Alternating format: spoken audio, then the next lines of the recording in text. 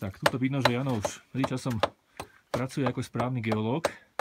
Čo tam hľadáš, prosím ťa? Pozerám, akurát som začal takú geologickú robotu, tak si pozerám trošku podrobnejšie vlastne tie horniny.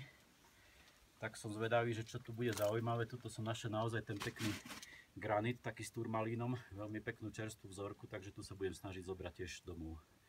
Takže no, uvidíme. A keď už teda Jano pracuješ, tak na chvíľočku vyruším. No povedz nám, ako vlastne takéto Himalaje vznikli. Ako je možné, že tu máme také obrovské 8000-ové masívy? Ako sa to mohlo stať geologicky? No, skúsim to veľmi krátko povedať. V podstate celá tá história sa začala asi pred 70 miliónmi rokov, keď kdesi z tej oblasti Gondwany, to znamená toho južného kontinentu na pomedzi Južnej Afriky, Austrálie a Antarktidy sa oddelil dnešný indický subkontinent alebo indická platňa.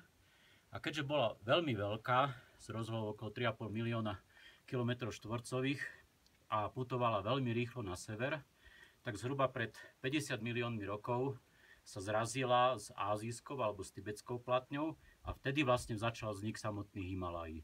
Čiže jednak to bola obrovská sila vlastne tej dosky indickej, ktorá sa tlačila na tú ázijskú, obrovská masa a takisto aj rýchlosť. A to spôsobilo to, že tie Himaláje sa vyvrásnili do takej obrovskej výšky. Čiže keď si to zoberieme, že toto je indická platňa, tuto je tá tibetská, tak indická putovala, narazila na tú tibetskú a začala sa pod ňu takto ponárať. A vlastne v priestore toho narazenia alebo toho začiatku toho ponárania tam je transhimalajský zlom a tam vlastne vznikajú všetky tie silné zemetrasenia, aj naposledy to spred minulého roka v okolí Katmandu, ktoré si vyžiadalo okolo 6000 obetí. No a keďže ten pohyb stále pokračuje a tá indická platňa sa stále tlačí na tú tibetsku, tak vlastne dochádza k tomu, že takto sa potom vyvrásňujú tie Himaláje, rastú a vlastne vyrástli až do tých dnešných výšok okolo skoro tých 9 km.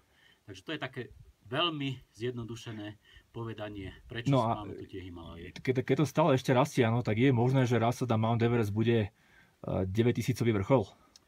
Možno 9 áno, ale asi zrejme viac nie, pretože ten rast je rádovo možno centimetr alebo 2 cm ročne, ale treba si uvedomiť tú obrovskú silu erózie, ktorá tu je a tá v podstate kompenzuje ten nárast toho pohoria. Takže tá výška sa v nasledujúcich miliónoch rokov zrejme nejak rapidne nebude meniť.